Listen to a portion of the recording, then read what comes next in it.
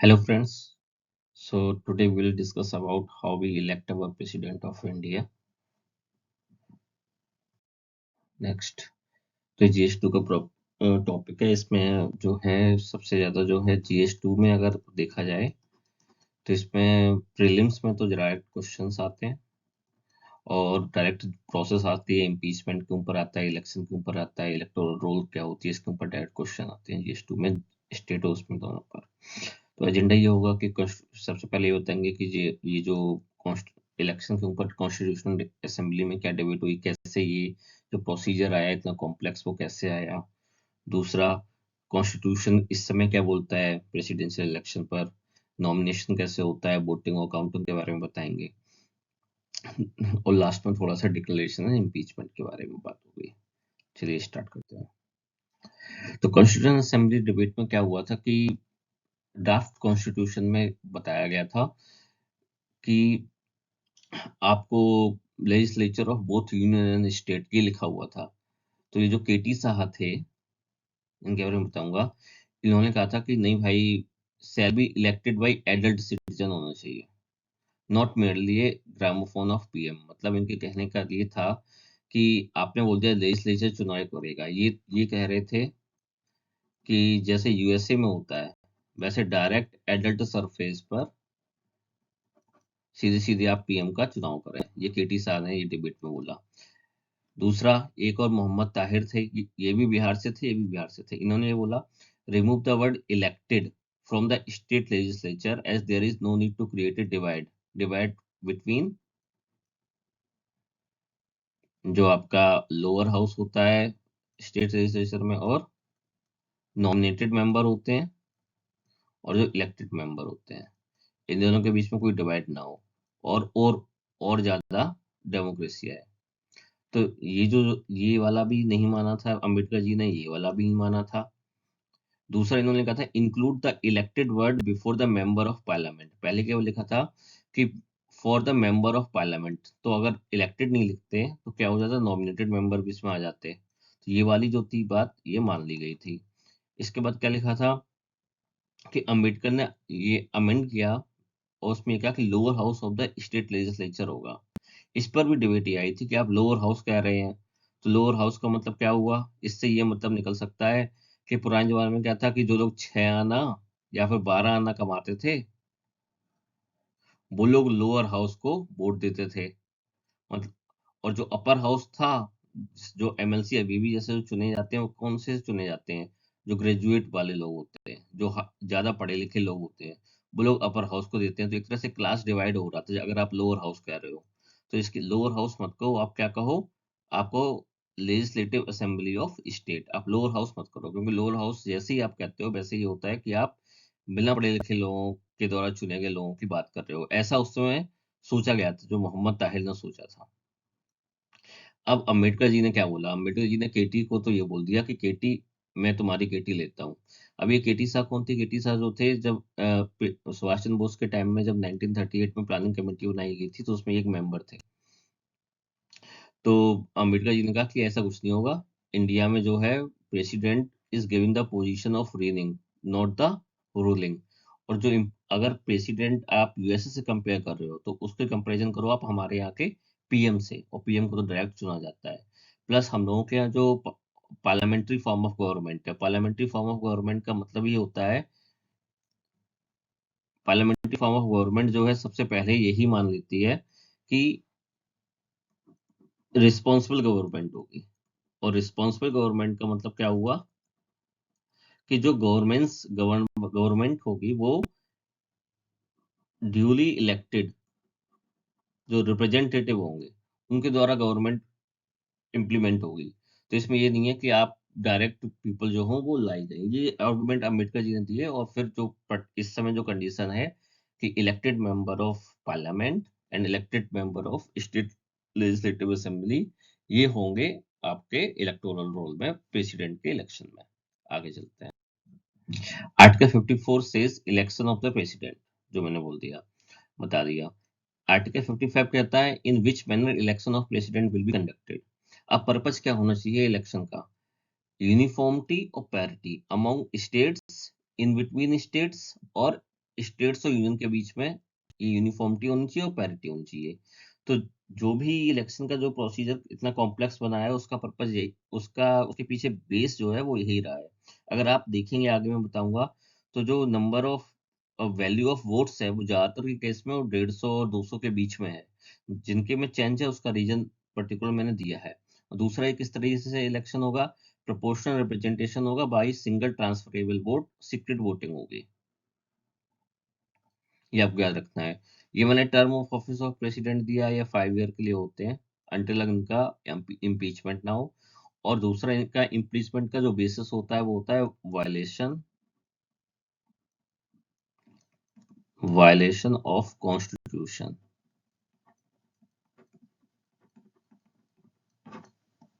Violation of constitution, ये याद रखिएगा। ये आ जाता है कभी कभी, पता चला आ जाए वो मिस बिहेवियर पर आ जाए, मिस बिहेवियर लिखा हो, और वो प्रूवन मिस बिहेवियर लिखा हो, या और वैल्यूएशन लिखा हो, तो आप कंफ्यूज मत हो जाना सीजेआई से, इलेक्शन कमीशन से, या फिर प्रेसिडेंट से। तो इसमें है वायलेशन ऑफ कॉन्स्टिट्यूशन। ये है टर्म ऑफ ऑफिस में अगर इनको इम्पीच किया गया इसलिए।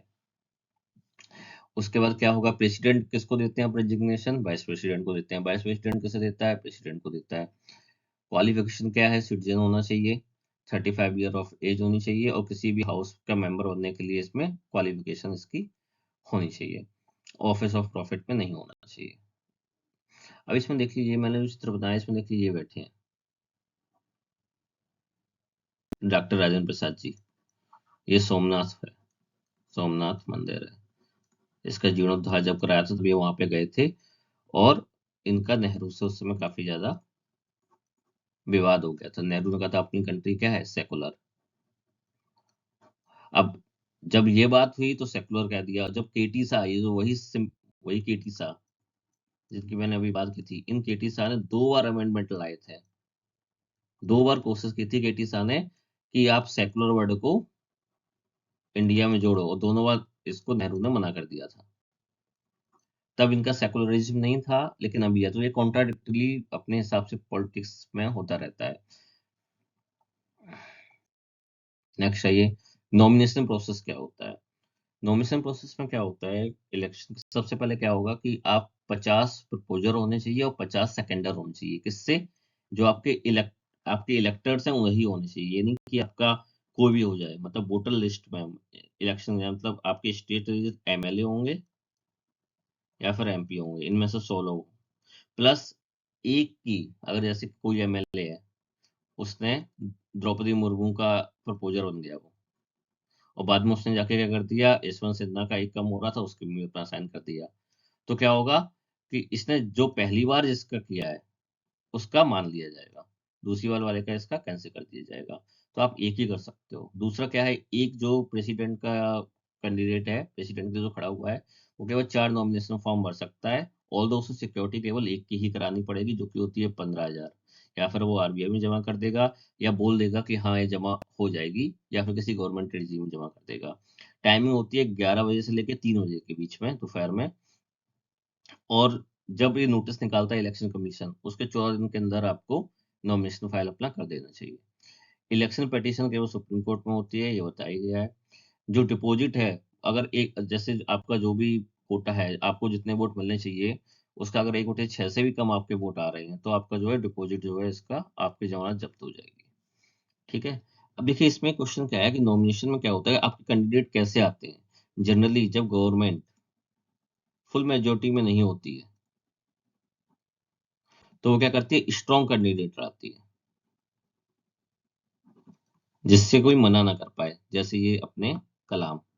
अब आप देखिए इसमें कौन कौन लोग हैं। मुलायम सिंह यादव बैठे हैं, लाडका सटवाणी, अमर सिंह जी बैठे हैं, चंद्रबाबू नायडू बैठे हैं, अटल जी बैठे हैं, प्रमोद महाजन बैठे हैं, आपके जॉर्ज फर्नांडीज भी बैठे हैं, नटवर सिंह बैठे हैं। ये शायद हम मुझे लग रही हैं अपनी सोनिया जी, ज्यादातर तो इसमें लेट हैं। लेकिन देखिए सारे लोगों को साथ ले आए थे। और अगर आपकी मेजोरिटी में होती है गवर्नमेंट, गवर्नमेंट अगर मेजोरिटी में है, तो भाई आप जानती हो इनको, तुम देना साथ मेरा। ठीक है। अब देखिए ये वाली गवर्नमेंट जो है, कभी कभी ऐसा, ये जो मैंने थ्योरी है, ये कोई हमेशा से लागू नहीं होती है। अगर आपके पास थोड़ा सा है तो वोमेन ऑफ सब्सटेंस, ये जो द्रौपदी मुर्मू जी, अगर आपने वो देखी होगी इस बार परेड, तो ये लगातार 52 मिनट तक सीधे सीधे खड़ी रही इन रिस्पेक्ट ऑफ परेड में जो भी लोग पार्टिसिपेट कर रहे थे उनके। नेक्स्ट आते हैं, वोटिंग और काउंटिंग कैसे होती है। अब देखिए, आफ्टर सक्सेसफुल नॉमिनेशन, नॉमिनेशन होने के बाद क्या होता है, स्क्रूटनी होती है, और अगर उसमें ऐसा होता है कि एक से ज्यादा लोग वैलिड नॉमिनेशन पेपर होते हैं तो इलेक्शन होता है, नहीं तो यूनिवर्सली जीत जाता है। अब कैसे होगा, सीक्रेट वोटिंग होती है, तो कोई व्हिप नहीं होगी। उसके बाद क्या होता है, हम लोग क्या करते हैं, ये है इसका नॉमिनेशन पेपर। अब नॉमिनेशन पेपर में क्या होता है, देखिए ये इसमें पार्लियामेंट वाला दिया गया है। पार्लियामेंट में जो होता है ग्रीन पेपर होता है, एमपी के लिए ग्रीन पेपर, इलेक्शन कमीशन ने बोला एमपी।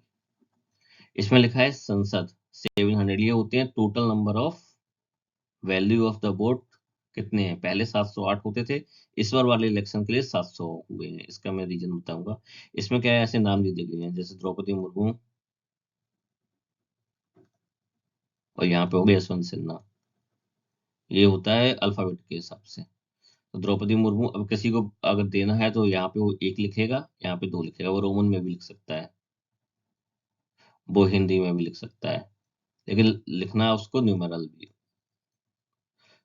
वो फर्स्ट और सेकंड नहीं लिखेगा।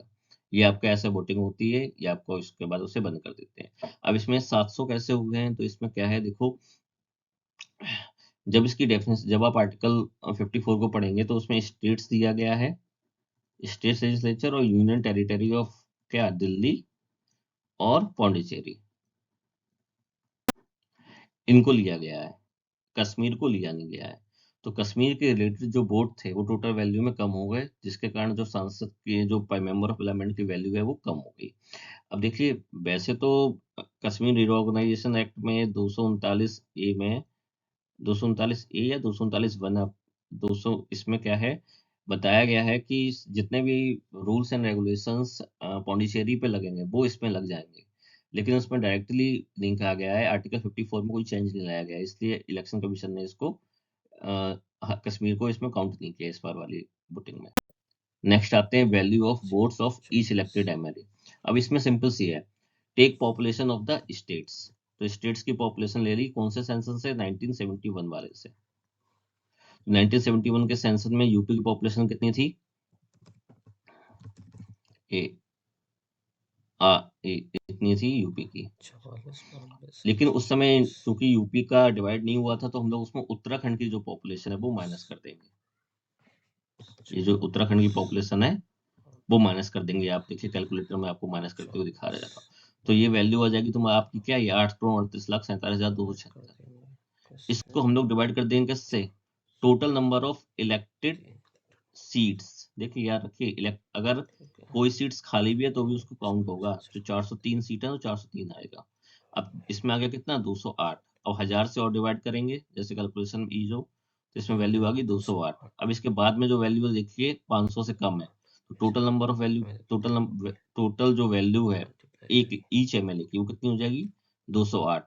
तो total value of MLA of UP कितना हो जाएगा, 208 इंटू 403, यानी कि 83,824, ये वैल्यू आ जाएगी। तो ये हम लोग करते हैं किससे, इलेक्टेड एमएलए की वैल्यू कैसे निकालेंगे। अब नेक्स्ट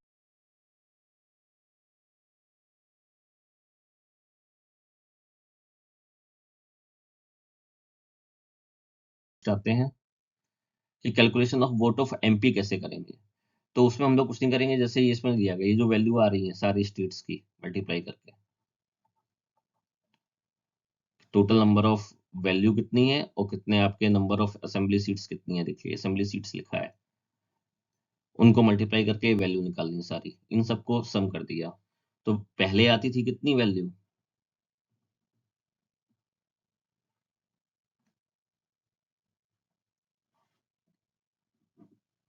पहले वैल्यू आती थी इतनी, 54,000, 5,49,495। ठीक है, तो इसको 776 से इलेक्टेड एमपी से माइनस कर दिया, ये लोकसभा के 543 हो गए और ये राज्यसभा के, तो डिवाइड करते थे तो वैल्यू। अब क्या है कि union territories of Jammu and Kashmir, ये कश्मीर लिख दिया मैंने, जम्मू एंड कश्मीर नहीं है तो उसके वोट हम लोग इसमें कर देंगे, माइनस कर देंगे टोटल वैल्यू में। देखिए इसके वोट अगर आप देखो जम्मू एंड कश्मीर के 6264 माइनस किया, जब हम लोगों ने माइनस किया तो यहाँ पे कितनी वैल्यू आ गई, ये वैल्यू आ गई। और इस वैल्यू को हम लोग 776 से डिवाइड करेंगे तो एग्जैक्ट 700 वैल्यू आ जाती है, किसकी, एमपी की। तो अब ये इससे कैलकुलेट हो गए। तो अब क्या है, तो टोटल वैल्यू अब कितनी हो जाएगी एमपी की, तो 700 में टोटल 776 का मल्टीप्लाई कर दो तो वो आ जाएगा 5,43,200। अब इसको और इसको सम कर देंगे तो टोटल आपकी वैल्यू आ गई जिसके अगेंस्ट में चुनाव लड़ा जाएगा, जाएगा 10,86,431। ये ये हो गया आपका टोटल इलेक्टोरल वैल्यू। तो ये आपको समझ में आ गया होगा, आप लोग आराम से देखिएगा। और इसमें देखिए एक चीज और है, इसमें देखिए 87 इसमें लिया गया है क्या, number of assembly seats elective, ठीक है। जबकि आपको पता है कि 111 सीट्स होती थी जम्मू कश्मीर में, तो ये 24 जो थी ये कौन सी ली गई हैं, जो पीओके में गई हुई है। तो ये आप लोग ये ध्यान रखिएगा।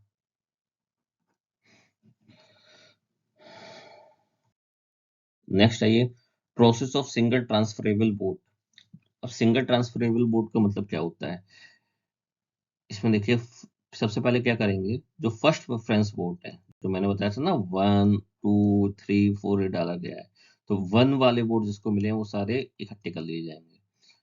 इसको इनको काउंट करने के बाद क्या होगा कि उसमें सबसे कम जिसके वोट होंगे, जैसे तीसरे नंबर वाले को फर्स्ट प्रेफरेंस सबसे कम मिला, तो उसके वोट ना अलग कर लिए जाएंगे, और फिर उन वोटों में से जिसको सेकंड प्रेफरेंस मिली होगी सबसे ज्यादा, वो उसको उसमें से काउंट कर दिया जाएगा। माना कि उसे 3 वोट मिले थे, जो सबसे लास्ट वाला था उसे 3 वोट मिले फर्स्ट प्रेफरेंस में, तो सेकंड प्रेफरेंस में भी उसे कुछ वोट मिले होंगे, और सेकंड प्रेफरेंस में माना कि 2 वोट मिले हैं एक वाले को और 1 वोट मिला है उसके सेकंड नंबर वाले को, तो ये जो 2 और 1 है वो उनको जोड़ दिए जाएंगे।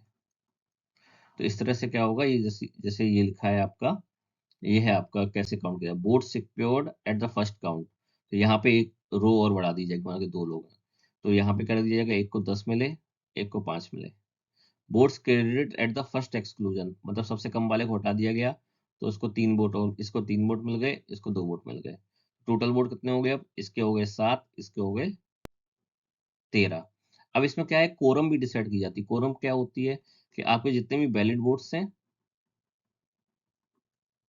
अपॉन नंबर ऑफ वैकेंसीज +1 और +1, ये फार्मूला होता है। अब प्रेसिडेंट के इलेक्शन में क्या होता है, नंबर ऑफ वैकेंसी 1 होती है, तो सीधे सीधे कोरम क्या हो जाता है, वैलिड वोट्स डिवाइड बाई 2 +1, ये हो जाता है टोटल। अब इसमें क्या है, अगर इसमें भी इस कंडीशन में पहली बार ये वाली कंडीशन हो गई, फर्स्ट एक्सक्लूजन के बाद भी किसी को भी कोरम के बराबर वोट नहीं मिले, तो कोटा, ये जो कहते हैं कोटा, सॉरी कोरम नहीं, कोटा जो था उससे कम वोट नहीं, उससे ज्यादा किसी को वोट नहीं मिले, तो फिर से प्रोसेस स्टार्ट हो गई। अब हम लोग क्या करेंगे, votes credit credit after second exclusion, फिर से जिसको सबसे कम वोट मिले होंगे उसके क्या आते वोट हम लोग इसमें क्या कर देंगे, जोड़ देंगे। माना कि इसको मिल गए 5 और इसको मिल गए माना कि 10, तो इसके हो गए 17, इसके हो गए 18। माना कि कोटा मान लो क्या आते 20 है, फिर से तीसरी वाला एक्सक्लूजन होगा, इसको मिल गए 4, इसको मिल गए 3, इसको मिल गए 3, तो ये हो गए 22, इसको हो गए 20, तो ये जीत जाएगा। ये होता है इसका सिंगल ट्रांसफरेबल वोट का कॉन्सेप्ट।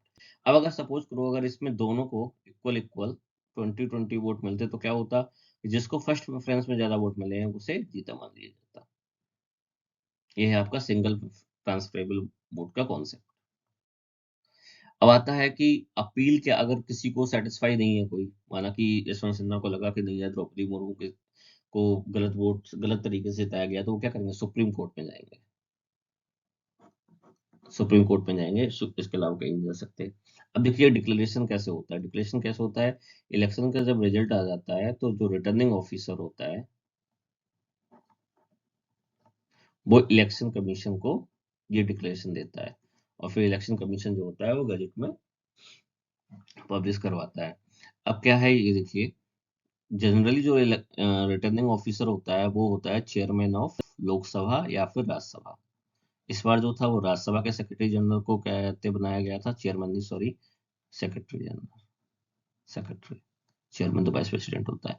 सेक्रेटरी जनरल राज्यसभा को इस बार बनाया गया था क्या, रिटर्निंग ऑफिसर। और इससे पहले वाला जब इलेक्शन हुआ था तो वो बनाया गया था लोकसभा वाले को।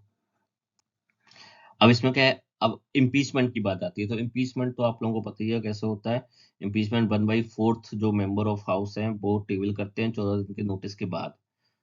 उसके बाद जब टेबल 14 दिन हो जाते हैं तो उसके बाद फिर 2/3 ऑफ टोटल जो प्रेजेंट, 2/3 मेजोरिटी से पास होना चाहिए। पास होने के बाद दूसरे दूसरे में जाएगा, दूसरा वाला इन्वेस्टिगेट करेगा।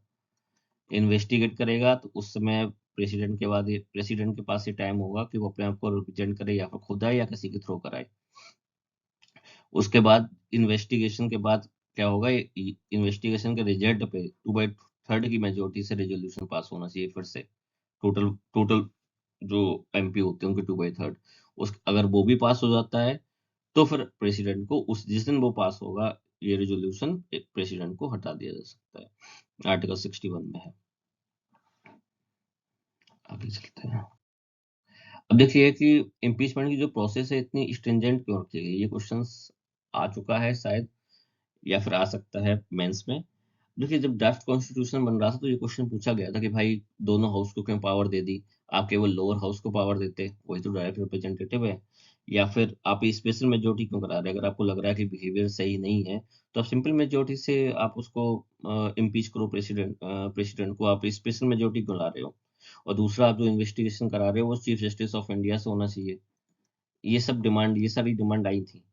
तो इसमें डॉक्टर अम्बेडकर जी ने क्या बोला था, उन्होंने ये कहा था कि behaviour of the president is matter of concern for both houses. तो हम किसी एक हाउस को पावर नहीं दे सकते हैं। अगर एल्डर्स को लग रहा है कि बिहेवियर सही नहीं है तो वो भी अपना इम्पीचमेंट का रेजोल्यूशन ला सकते हैं। दूसरा क्या है कि जो इन्वेस्टिगेशन ऑफ सीजीआई है, ये जो है ना, ये इंटरनल मैटर हो गया लोकसभा का या राज्यसभा का, तो वो अपने हाउस ऑफ जो अपने हाउस के रूल्स एंड प्रोसीजर्स हैं उसमें इस बात को इंक्लूड कर सकते हैं कि हाँ इन्वेस्टिगेशन कैसे किया जाएगा। तो उस समय आप चीफ जस्टिस ऑफ इंडिया को बुलाना चाहते हैं तो बुला सकते हैं। दूसरा, अगर इसमें ये बात हुई है कि ये सिंपल मेजोरिटी और स्पेशल मेजोरिटी वाला, तो इसमें सबसे इंपॉर्टेंट चीज ये सोचने वाली है कि प्रेसिडेंट है वो, अगर उसको इम्पीच होगा तो कितना मीडिया में जाएगा, और प्लस केवल उसकी पर्सनल लेवल पे उसका लॉस नहीं होगा, इंडिया का भी एक तरह से जो छवि होती है वो धूमिल होती है, क्योंकि हाईएस्ट पोस्ट पे है रिपब्लिक की। तो आपको जितना ज्यादा टफ हो सके उतना ज्यादा टफ करना चाहिए, इतनी आसानी से भी उसे इम्पीच करने का अलाउ नहीं करना चाहिए। तो ये इम्पीचमेंट प्रोसेस हो गई। तो अब ये टॉपिक पे अभी इतने है। तो द्रौपदी मुर्मू इस समय हम लोगों की प्रेसिडेंट है। उन्होंने क्या बोला था after election, that my election is proof of the fact that in India the poor can dream and also fulfill those dreams. So keep dreaming. Thank you.